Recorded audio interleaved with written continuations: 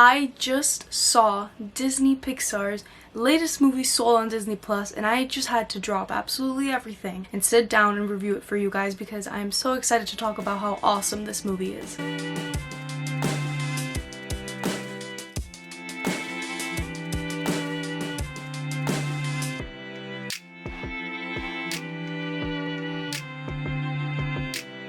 Hi guys, what's up? My name is Jennifer and today I'm going to be reviewing Soul. This review will be completely spoiler free and I just want to say off the bat that I think this movie is worth getting a Disney Plus subscription to because it's really an excellent movie, and the fact that it's available just if you have Disney Plus is crazy to me because I thought it was going to be available for like the $20 or $30 that Mulan was, and I'm just saying if they had priced this movie as something extra, I would have for sure been totally fine spending money on it because it was so good. So yeah, without further ado, let's get on with the review. Joe is a middle school band teacher whose life hasn't quite gone the way he expected. His true passion is jazz, and he's good, but when he travels to another realm to help someone find their passion, he soon discovers what it means to have a soul. This movie completely caught me off guard in the best way possible because I did see one of the trailers, and this was like back when movie theaters were still a normal thing, and I went to see, I don't even know what movie it was, and I saw the trailer and I thought it looked excellent. Pixar, hello, I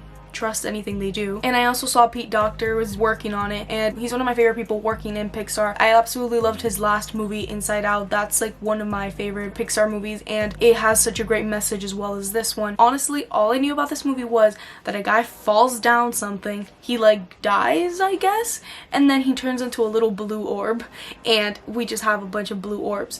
And that was enough to sell me on the idea. Anything Pixar does again, I'm just very excited for. And this movie caught me completely off guard, especially during the second act, because things happened that I don't think was marketed, and honestly that's amazing because I love an element of surprise, and I didn't really think it was going to be as deep as it got. I could even say that this is probably one of the deepest Pixar movies of all time because what it talks about is something that I think is so important to talk about, and I'll get more into that towards the end of the review. And I've seen some reviews online saying that they don't think it's like a kids movie and that kids might not really enjoy it, and I have to kind of disagree with that because although I do think it is targeted to more mature audiences, I think this is a really important message to just start telling kids young. I think they could understand parts of it, and as they grow older they can understand the bigger scheme of it, which I think is the beauty of Pixar and a bunch of animated movies that do animated films well. They're able to transcend a message to generations, to different age groups, and it kind of can help them grow up. I'll continue with my discussion of the movie's message at the end of the review because right now I just need to talk about the animation. I mean, how can I talk about a Pixar film without talking about the groundbreaking, flawless animation? It just gets better and better, and I think it's crazy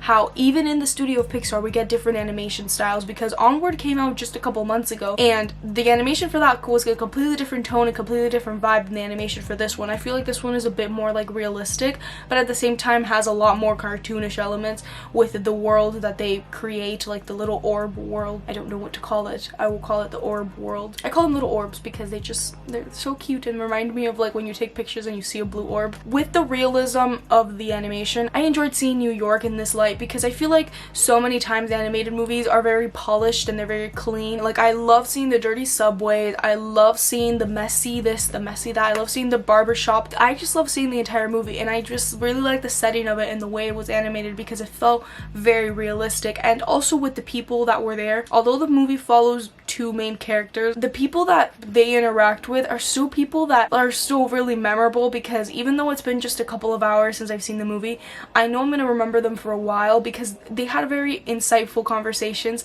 that just felt very realistic. And it's kind of like when you meet somebody on the street and you know you don't really get their name, you don't really get anything else, but you have a really good conversation, it kind of stays with you. That's what these characters felt like to me, and I really appreciated that. And the animation for the other world that these characters go in is phenomenal. I loved it, and it reminded me a lot of Inside Out, which is obvious because it is the same director, it's the same people that made Inside Out. And I also liked the different styles of animation within the other world because you have the little orbs and then you have the little Picasso animated type things. I don't know, they kind of look like Picasso thingies to me. And I also really liked how the realism and the really cartoonish elements were blended in together. There are many funny scenes where they're blended, and I thought they did an excellent and creative job at doing that, and I just adored it. The directing of this movie is so good, and it really just puts you in the spot, and there are so many, like I said, insightful conversations where the directing just adds to it, and I just think on a technical aspect, this movie is phenomenal. And now to the characters. I absolutely loved our protagonist, and also 22. I loved the little blue orb. I loved her so much, and the voice acting was really great. Tina Fey plays 22, and then Jamie Foxx plays Joe, and I loved his voice acting. And something that I really adored about this movie, I knew that these big names, especially Jamie Foxx, was playing the protagonist of the movie, but not once while I was watching the movie did it take me away from the experience where I was like, oh yeah, it's Jamie Foxx. Like, yeah, I knew it was Jamie Foxx, but I was just very into the character. Sometimes something that just, like, I would say a pet peeve of mine with animated movies, I just see the voice acting, like, I don't see the character. Like, Trolls comes to mind. I do not see the troll. I just see Justin Timberlake, and it just, like, doesn't fit. Not saying he did a bad job with the voice acting, but more so that, like, the characters aren't memorable enough and I'm not really invested in them, that I'm just like, oh yeah, that's Justin Timberlake. Whereas here, I'm like, no, that's Joe. That's literally the character Joe. And even if I didn't remember the name, I would not really think of it as Jamie Foxx. Like, I guess what I'm trying to say is that he blended in so well that I didn't even acknowledge that this big name was on it. I really like that about it because it just made the characters, again, much more memorable, and it felt like I was going through this journey with the character. And that also goes for 22. I didn't expect the movie to really give us depth with both of these characters. I actually was a bit skeptical because I'm like, oh, is the movie gonna suffer from trying too hard to go too deep with these two characters? But I think they did it perfectly. I was really just surprised, to say the least, at how well they managed to get deep with both of them. They both kind of